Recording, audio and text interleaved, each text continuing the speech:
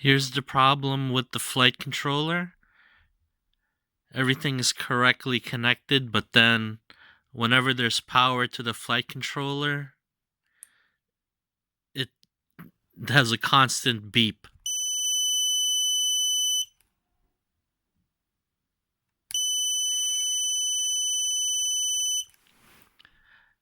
I tried it with another flight controller, and this behavior does not happen.